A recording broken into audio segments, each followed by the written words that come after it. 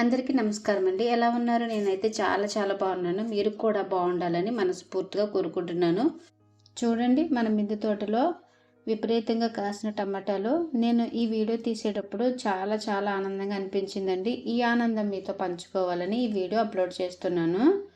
ఈ వీడియోలో టమాటా మొక్కలు పెంచేటప్పుడు మనం తీసుకోవాల్సిన జాగ్రత్తలు, ఇన్ని కాయలు రావడానికి నేనైతే ఎలాంటి జాగ్రత్తలు తీసుకున్నాను, ఏం చేశాను అన్నది మీకు ఈ వీడియోలో షేర్ చేస్తానండి.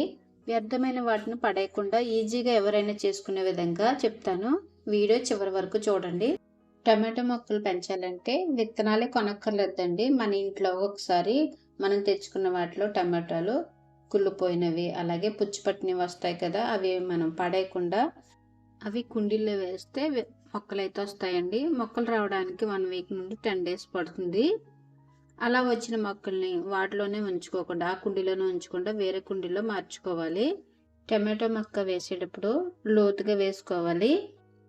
ఈ మొక్కకి ఎప్పుడు ఎండ తగిలే విధంగానే ఉంచుకోవాలి, అంటే ఎక్కువ సన్లైట్లోనే ఉంచాలి. వాటరింగ్ చేసేటప్పుడు ఒకటి గమనించుకోవాలండి, ఎక్కువ వేయకూడదు, అలానే తక్కువ వేయకూడదు. ప్రాపర్గా ఉండే విధంగా చూసుకోవాలి ఎప్పటికప్పుడే వాటర్. అలాగే ఒకసారి మనం మర్చిపోతూ ఉంటాం కదండి, అలా కూడా చేయకూడదు. ప్రతిరోజు వాటరింగ్ అయితే చేయాలి మొక్కలకి. వాటరింగ్ చేసేటప్పుడు ఒకటి గమనించుకోవాలి, ఎక్కువ ఇచ్చిన ప్రాబ్లమే, అలాగని తక్కువ కూడా ఇచ్చిన ప్రాబ్లం అండి. ప్రతిరోజు క్రమం తప్పకుండా వాటరింగ్ చేయాలి. అలాగే ఈ మొక్కలు, టమాటా మొక్కల్లో 2 రకాలుగా ఉంటాయండి. కొన్ని మొక్కలు గుబురుగా పెరుగుతాయి, కొన్ని మొక్కలు తీగలాగా కూడా వస్తాయండి. మేము తీసుకున్నవి అయితే తీగలాగా వచ్చాయి, వాటికి మేమైతే సపోర్ట్ ఇచ్చాము. వీడియోలో చూపిస్తున్నట్టు కర్రల సహాయంతో ఇలాగా సపోర్ట్ చేస్తే సరిపోతుంది, లేదంటే మొక్కలు వంగిపోతాయి. మొక్క పెరిగే కొలది కాండం దగ్గర ఉన్న ఆకులు, అంటే అడుగు భాగాన ఉన్న ఆకులు ఎప్పటికప్పుడే తీసేయాలి. ఇది ఒకటి గమనించుకోవాలండి. అడుగు భాగాన్ని ఎప్పుడు నీట్గా ఉండేలా చూసుకోవాలి. టమాటో మొక్కకి ఎక్కువగా కాల్షియం అవసరం అండి. అలాగే ఎప్పటికప్పుడు ఎండిపోయిన ఆకులు ఉంటే తీసేస్తూ ఉండాలి. మీకు ఒకటి చెప్పడం మర్చిపోయానండి, మనం మట్టి కలిపేటప్పుడే అందులో కొంచెం వేపపిండి కూడా వేసి కలుపుకోవాలి. ఇలా వేపపిండి వేయడం వల్ల కాండం కుళ్ళిపోవడం అవి జరగవండి. టమాటో మొక్కలకి ఎక్కువగా ఆకుముడత, మిల్లీమగ్స్ ఇలాంటివి వస్తూ ఉంటాయండి. వాటికి నేనైతే ఏమీ చేసేదానంటే పుల్లటి మజ్జిగ తీసుకుని దాన్ని స్ప్రే చేసేవాళ్ళం. ఇలా చేయడం వల్ల తొందరగా అలాంటివి ఏమైనా ఉంటే పోయేయండి. అలాగే అలా ఎక్కువగా అవ్వకుండానే స్టార్టింగ్లోనే చూసి అవి చేతితోనే తీసేయడం, వాటర్తో క్లీన్ చేయడం ఇవి చేసేదాన్ని. అందుకే మొక్కలైతే ఎంత హెల్తీగా ఉన్నాయి చూసారు కదా. టమాటో మొక్కలు పెంచుకోవడం చాలా ఈజీ అండి. కొంచెం శ్రద్ధ పెడితే మన ఇంట్లోనే టమాటా మొక్కలు ఈజీగా పెంచుకోవచ్చు. ఇంట్లో పండిన టమాటాలు చాలా రుచిగా ఉంటాయి కదా. చూడండి ఎంత బాగా పండాయో. ఒక్కొక్కసారి టమాటాలు అయితే ఎక్కువ రోజులు పచ్చిగానే ఉంటే పండవండి. అలాంటప్పుడు ఎగ్జెల్స్ ఉంటాయి కదండి, అంటే కోడిగుడ్డు పెంకుల్ని పొడిగా చేసి వేసుకోవడం వల్ల మనకి ఈ టమాటాలు తొందరగానే పండుతాయి. మన ఇంటి దగ్గరికి టబ్బులు అమ్మే వాళ్ళు వస్తారు కదండి, బ్లాక్ టబ్బులు అమ్ముతారు కదా, 100 రూపీస్ పెడితే ఒక్కొక్క టబ్ వస్తాయి కదా, అలాంటివి 3 తీసుకుని 3 టబ్బుల్లోనే మొక్కలు వేసాను. అలాగే ఒక్కొక్క టబ్బకి 3 మొక్కలు వేస్తే సరిపోతుంది, ఎక్కువైతే వేయకూడదండి. మొక్కకి పువ్వులు స్టార్ట్ అయినప్పుడే పశువుల ఎరువు వేసుకోవాలి. 15 రోజులకు ఒకసారి ఇలా పశువుల ఎరువు వేయడం వల్ల మనకి కాపు అయితే మంచిగా వస్తాయండి. టమాటాలు అయితే బాగా కాస్తాయి.